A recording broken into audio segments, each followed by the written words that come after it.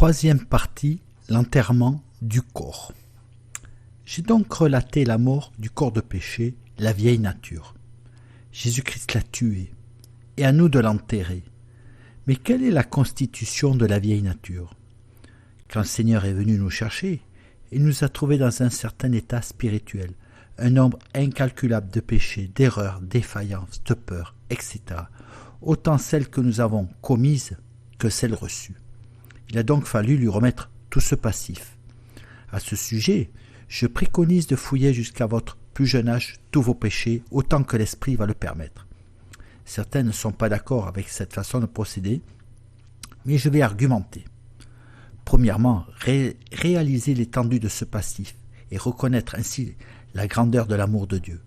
Deuxièmement, laisser à Satan le moins de portes ouvertes possible. Troisièmement, ne pas recommencer les mêmes erreurs. Quatrièmement, redémarrer une nouvelle vie, sans fardeau pénible à porter, puisque Jésus a tout porté à la croix.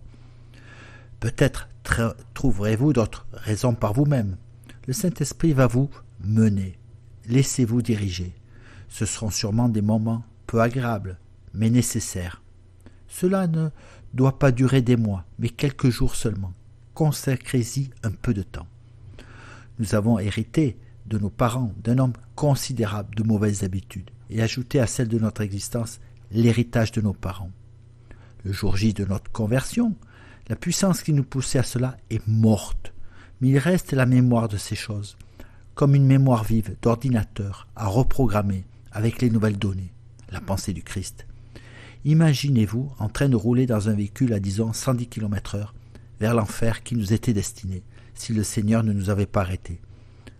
La source du carburant, la puissance du péché est coupée, mais le véhicule ne s'arrête pas de suite, instantanément.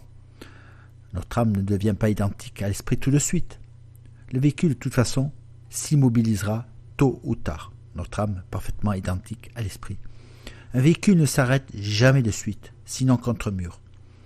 La distance pour s'arrêter, si mes sources sont bonnes, est d'environ 70 mètres, si on freine énergiquement.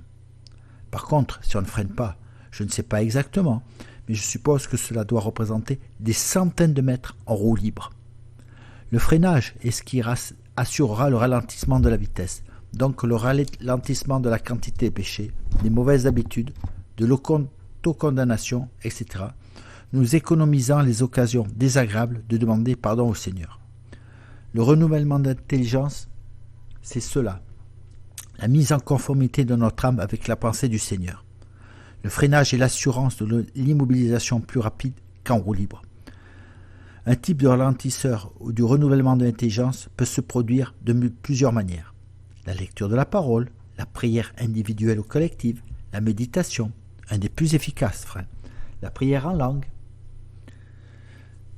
la discussion avec des frères ou sœurs éclairés, etc. D'où l'importance de se séparer de l'état d'esprit du monde, ennemi de Dieu. La vie de la parole doit être absolument prioritaire, quitte à ne plus écouter toutes les mauvaises nouvelles du monde, assénées par les médias d'information, menteuses, manipulatrices, destinées à vous dispenser la peur et le doute. Choisissez la vie. Deutéronome chapitre 30, verset 19. Je rappelle que ces moyens ne sont pas mis à disposition pour être plus aimés de Dieu, car Dieu nous aime parfaitement, indépendamment de tout cela, mais pour le connaître et l'aimer, nous, plus intensément. Je prie, suivant Éphésiens chapitre 1, verset 17-18, que le Dieu de notre Seigneur Jésus-Christ, le Père de gloire, vous donne un esprit de sagesse et de révélation qui vous fasse connaître, qui illumine les yeux de votre cœur, afin que vous sachiez quelle est l'espérance qui s'attache à son appel, quelle est la glorieuse richesse de son héritage dans tous les saints. Conclusion. Ne vous attendez pas à ce que les révélations que vous recevez, tous le reçoivent rapidement. Certains ne les recevront pas, à raison de leur orgueil, tout simplement. J'ai été banni de la plupart des assemblées où j'ai osé dire ces choses, et ne vous attendez pas qu'il en soit autrement pour vous. J'ai toujours refusé le mot de pécheur pour un enfant de Dieu, et j'ai été mis en accusation pour cela. Cela va de l'éviction par l'être condamné à l'interdiction de prier, les uns par perversité et les autres par ignorance. Ce terme de pécheur n'est jamais employé dans la Nouvelle Alliance, mais plutôt Paul s'adresse aux saints qui sont à Rome, Corinthe, Éphèse, Philippe, Colosse, etc. Vous ne l'avez jamais entendu dire aux pécheurs pourris de Rome, Corinthe, Éphèse, Philippe, Colosse, etc. Cela pose une grande question. Sont-ils vraiment des nouveaux, d'en haut, ceux qui se font nommer par d'autres hommes, pasteurs ou curés, diacres, etc. Ont-ils été vraiment appelés par le Seigneur Jésus? Pourtant, c'est lui qui appelle et qui qualifie. Éphésiens chapitre 4, verset 11. Les nominations par les hommes ne comptent absolument pas. La vérité que chiffre en main, 95% des serviteurs de Dieu ne le sont pas. Ils sont la plupart élus pour des compétences humaines, ce qui est rédhibitoire. Loin de moi que je juge quiconque, le Seigneur jugera en son temps. Mais il m'est arrivé d'entendre des raisonnements pervers dans les conseils d'église ou de personnes les dirigeant, et je pèse mes mots.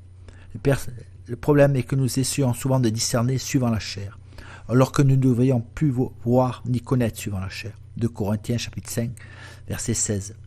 D'où l'importance de la prière.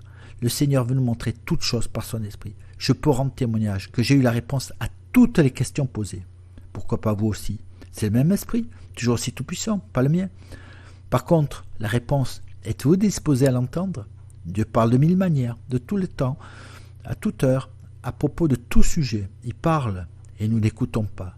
Et nous ne voyons pas à cause de la chair, c'est-à-dire les cinq sens. Je répète, Dieu est esprit, Jean chapitre 4, verset 24.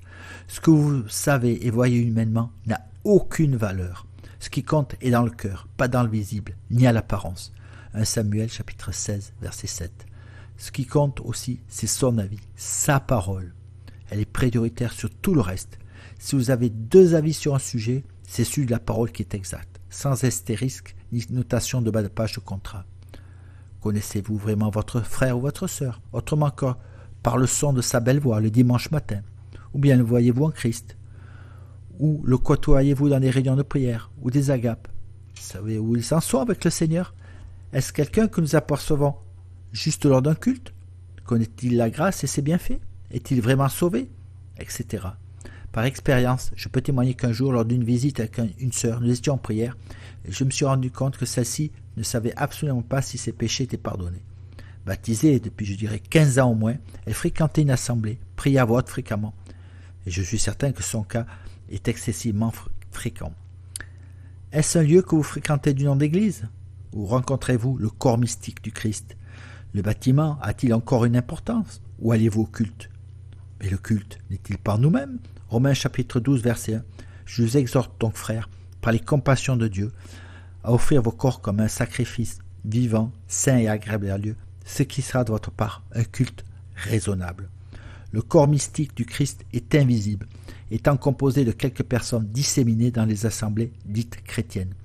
On peut avoir un frère ou une sœur en Christ chez les catholiques romains, les protestants, orthodoxes, grecs, russes et même chez les évangéliques. L'important est d'être baptisé dans la mort du Christ. Après ces révélations, il se peut que vous soyez rejeté, mais c'est tout à fait normal.